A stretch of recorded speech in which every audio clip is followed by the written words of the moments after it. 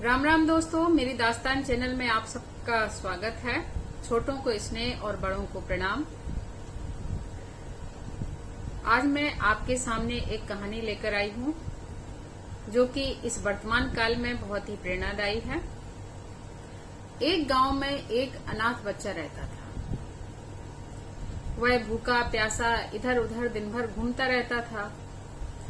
कोई अगर उसे खाने को दे देता तो खा लेता और नहीं देता तो भूखा प्यासा घूमता रहता था। उसी गांव में एक जिन आता रहता था। तो एक बार उस जिन की उस बच्चे पर नजर पड़ी। उसने कहा कि चलो मैं इस बच्चे को अपने घर ले जाता हूँ, इससे अपनी सेवा कराऊंगा। इसका तो कोई आगे पीछे भी नहीं है कि जो तंत्र विद्याओं के द्वारा मुझसे इसको छुड़ा सके। इसकी परवाह किसी को नहीं है। वह उस बच्चे को अपने घर ले गया। जंगल में उसका घर था। जब घर ले गया तो बच्चे से कहा कि आज से तुम मेरे सेवक हो, और अगर तुमने जरा सी भी बदतमीजी या नाफरमानी की, मेरी आज्ञा का पालन नहीं किया तो मैं खा जाऊंगा। बच्चा मारे डर के उसकी सेवा में हाजिर हो गया। वह जो कुछ भी कहता बच्चा करता। उसके लिए सुबह शाम खाना पकाता। जो भी उसके घरेलू काम थे एक जिन के, वो सारे काम करता। पर अब साथ रहते रहते थोड़ी बातचीत भी होने लगी। बच्चे का डर भी थोड़ा दूर हुआ। जिनसे बच्चे ने एक दिन पूछा कि आप काम क्या करते हो। जिन ने कहा कि मैं अदृश्य हो जाता हूँ और मैं पृथ्वी लोक, यमलोक और भी कई लोकों में आना जाना रहता है।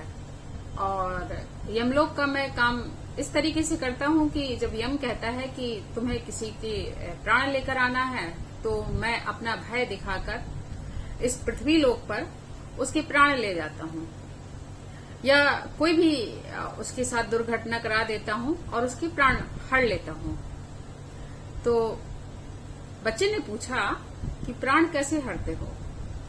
उस जिन ने बड़े आराम से कहा, जो कि यमराज बोलते हैं मैं वही करता हूँ। यदि यमराज बोलते हैं कि एक हादसा दिखाना है तो मैं हादसा करवाता हूँ, आग से मरना है तो मैं आग लगाता हूँ। जो भी यमराज मुझे बोलते हैं मैं वह काम करता हूँ।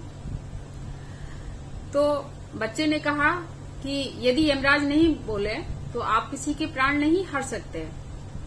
जिन ने कहा यह मेरा काम नहीं है, यह यमलोक में यमराज ही देखते हैं किसको इस पृथ्वी लोक से ले जाना है, किसको नहीं ले जाना है। बच्चा चतुर था। उसने उस जिन से कहा कि जाकर अब यमलोक जाओ, यमराज के पास जाओ तो पूछ कर आना कि मेरी मृत्यु कब है और तुम्हारी मृत्यु कब है, तुम भी मरते होगे। जिन ने कहा कि हाँ मैं भी मरता हूँ, एक हमारा भी समय होता है, मुझे जिनकी योनि त्यागनी पड़ती है जब मेरा वक्त आएगा। तो बच्चे ने कहा ठीक है, अब कल जब तुम काम पर जाओ तो मेरे बारे में जरूर पता करके आना कि मैं कब मरूंगा। तो जिन ने कहा ठीक है। और वो अपना बच्चे ने रात का खाना बनाया। जिन ने खाया, बच्चे ने खाया। पर जिनके लिए बहुत सारा खाना बनाना पड़ता था और उसके रात में हाथ पैर दबाओ, उसके वगैरह वगैरह काम करने पड़ते थे उसके। जो भी जिन कहता था, उसकी इच्छा हो या ना हो। तो क्या हुआ, जिन अगले दिन यमलोक गया। उसने बच्चे के बारे में पूछा। जिन अगले दिन यमलोक से लौटकर आया तो बच्चे ने पूछा कि यमलोक गए थे। उसने कहा हाँ गए थे। उस समय बच्चा रोटियां बना रहा था चूल्हे पर। तो उसने कहा कि क्या बताया मेरे बारे में और अपने बारे में क्या बताया। जिन ने कहा कि मेरा भी अभी टाइम नहीं आया और तुम्हारा भी नहीं आया। बोले पक्का मैं अभी नहीं मरूंगा। बच्चे ने कहा, वो चतुर और चालाक था। जिन ने कहा हाँ। बोले मैं किसी से भी चीज से नहीं मरूंगा। बोले नहीं मरूंगा, जब तक यमराज ऑर्डर नहीं देते हैं इंसान किसी भी तरीके से नहीं मर सकता है। बच्चा वहीं चूल्हे में रोटियां बना रहा था। उसने चूल्हे से जलती हुई लकड़ियां उठाई और जिन्न की तरफ भागा मारने के लिए जिन को। वो ये जानता था कि मैं जिन को मार नहीं सकता पर इसको चोट पहुंचा सकता हूं, और जिन आग से डरते हैं।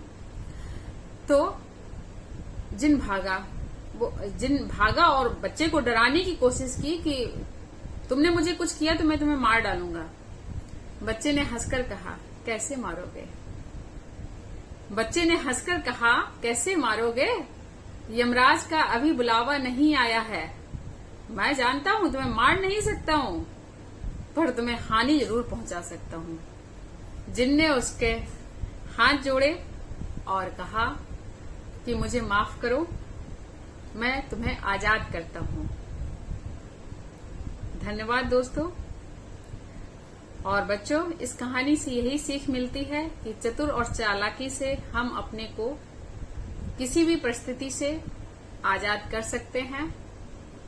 और बड़ों को तो यही सीख मिलती है कि जब तक मृत्यु नहीं है, जब तक नहीं है, कोई ना कोई रास्ता आपको बचाने के लिए आ ही जाता है। धन्यवाद दोस्तों।